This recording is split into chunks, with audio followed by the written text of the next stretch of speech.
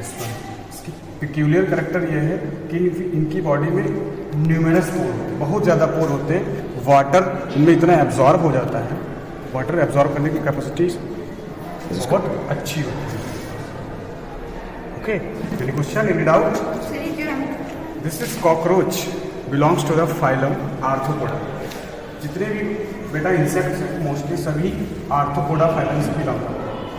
Cockroach और termite, house fly, honey bee, ये सारे इंसेक्ट्स आर्थ्रोपोडा से बिलोंग करते हैं।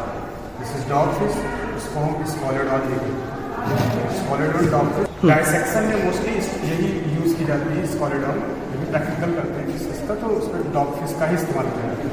स्नैल मोलस्का से बिलोंग करता है, ये फाइलम मोलस्का का है।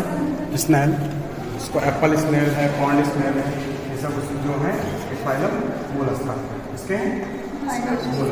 आपको पढ़ना है पहले फाइलम, आपको पढ़ना है क्या मोलस्का पहले सबसे आपको पढ़ना है फाइलम प्रोटोजोआ, फिर पोरीफेरा का आपके पास है, फिर सिलेंट्रेटा, कोरल्स किसी के पास रखे होंगे अभी। सिलेंट्रेटा के बाद इनोफोरा, फिर प्लेटीहेल्मिन्थीज, फिर लिमेट हेल्मिन्थीज, फिर जो है आपके पास एनेलिडा और आर्थ्रोपोडा।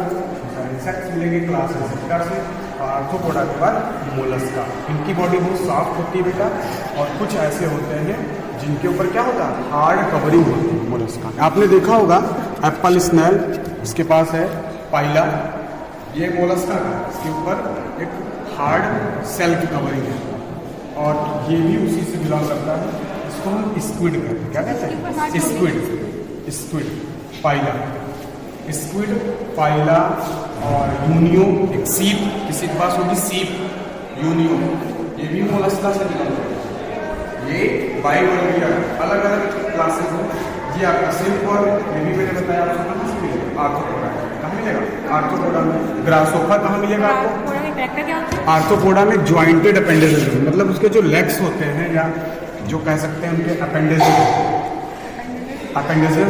जैसे हम लोगों में हाथ पैर होते हैं ना, उन लोगों में क्या होता है? उन लोगों में सारे के सारे क्या होंगे? इंसेक्ट्स में वो अपेंडेजेस कहते हैं। उनके अपेंडेजेस बहुत छोटे छोटे ज्वाइंट्स से निकल रहे हैं।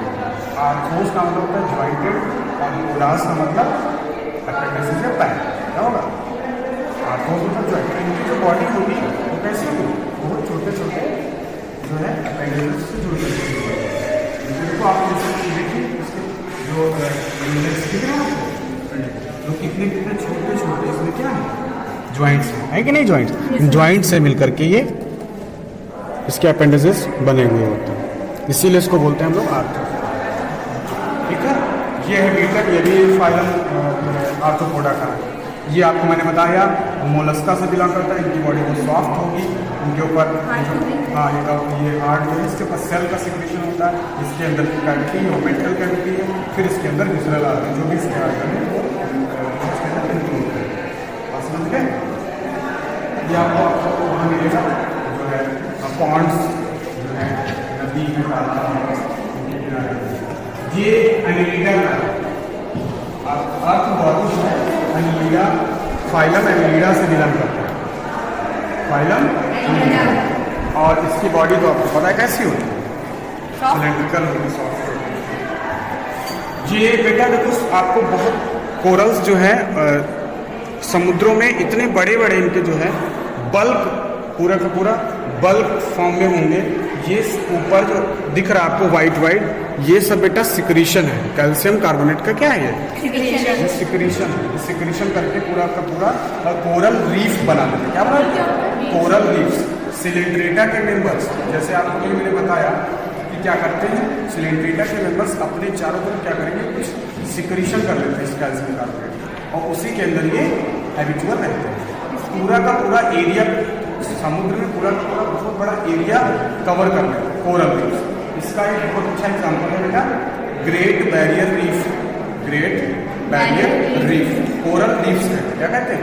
कोरल रीफ्स का एक बहुत बड़ा समुद्र में आपको जो है वो मिलेगा, क्या कहते हैं उसको, कोरल के फॉर्म में रीफ जिसको कहते हैं। तो वो इसके अलग अलग एग्जाम्पल है, लेकिन एक बहुत अच्छा एग्जाम्पल है great barrier reef. Great barrier reef बहुत ज़्यादा एरिया 1000 किलोमीटर तक फैला हुआ है। ये सब सिलेंट्रेटा के ऊपर जो है कैल्शियम कार्बोनेट का सिक्रेशन है। ये एंटीऑक्सीडेंट बेटा आपको बिलोंग करता है फाइलम जो है सब फाइलम सिफेलोपॉडेटा। किससे? सिफेलोपॉडेटा। ये सबसे अगर देखा जाए एंटीऑक्सीडेंट, पहली बार इसका दूसरा नाम जो है वो जो इसका दूसरा नाम वो है आपका एंटीऑक्सीडेंट लेंसलेट। क्या कहते हैं? लेंसलेट भी कहते हैं इसको, ब्रैंकियोस्टोमा भी कहते हैं। क्या कहते हैं? ब्रैंकियोस्टोमा, एंटीऑक्सीडेंट और लेंसलेट। बात समझ गए? इस सिफेलोपॉडेटा से क्या करता है, जो हम लोग पॉडेटा है उससे पहले के जो ये मेंबर्स हैं ये सिफेलोपॉडेटा उसी में आते हैं।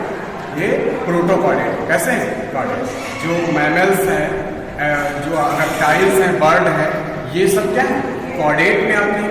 ये प्रोटोपॉडेट बहुत प्रिमिटिव टाइप के पॉडेट है, क्योंकि इनमें क्या है, इनमें नोटोकार्ड थ्रू आउट लाइफ रहती है। इनके अंदर नोटोकार्ड है। नोटोकार्ड जो आगे चलते हैं उनका बैकबोन या वर्टिकल कॉलम बना लेता है। इन लोगों में वर्टिकल कॉलम या बैकबोन नहीं बनती है, पूरी लाइफ में नोटोकार्ड ही पड़ी रहती है। बात समझ गए? तो यही बाद में धीरे धीरे क्या हो गया, जब इवोल्यूशन हुआ ना तो प्रोटोकार्ड ही फिर क्या हो गया, प्रोटोपॉडेटा से ही क्या बन गया, यूपॉडेटा, मतलब एक एक्चुअली यूपॉडेटा। ये फाइलम मोलस्का का यूनियो आता है। इनकी जो बॉडी होती है वो दो वॉल्व में होती है, इसलिए उसको बोलते हैं बाइवॉल्विया। क्या है ये? बाइवॉल्विया। दोनों तरफ से वॉल्व के अंदर ये यूनियो फाइलम मोलस्का से बिलोंग करता है। वो आपका यूनिवॉल्विया या बाइवॉल्विया। इसकी जो बॉडी है वो दोनों तरफ वॉल्व से पैक होती है। इसके अंदर आपको सुना होगा आपने जो है सीप का मोती है ना, इसके अंदर आपको पर्ल दिखाई देती है। ये लोग पर्ल का सिक्रेशन करते हैं अपने अंदर। इनके अंदर कुछ नेक्टर सेल होती है, नेक्टर सेल ही सिक्रेशन करती हैं, जो धीरे धीरे क्या होता है, कुछ बाहर से ऑब्जेक्ट को छोटे मोटे पार्टिकल्स को क्या करते हैं, इनगल्फ कर लेते हैं और फिर सिक्रेट करके उसको मोती बनाते हैं। क्या बनाते हैं? पर्ल। ये बेटा एक फिश है जिसको हम बोलते हैं कार्टिलेजिनस फिश। क्या है ये? कार्टिलेजिनस फिश है। और ये आपका जो है कह सकते हैं कि ये हम लोग अब वहाँ से धीरे धीरे पहुँच गए हैं। क्या कहते हैं कि फिशेस कहने का मतलब आप जो है कॉडेटा में एंटर करते हैं। कॉडेटा को हम ट्रू कॉडेट्स कहते हैं। ये ट्रू फिश एक ऐसी फिश है, यहाँ पर कोई फॉल्स फिश नहीं दिखाई है, हमने आपको ट्रू फिश ठीक है।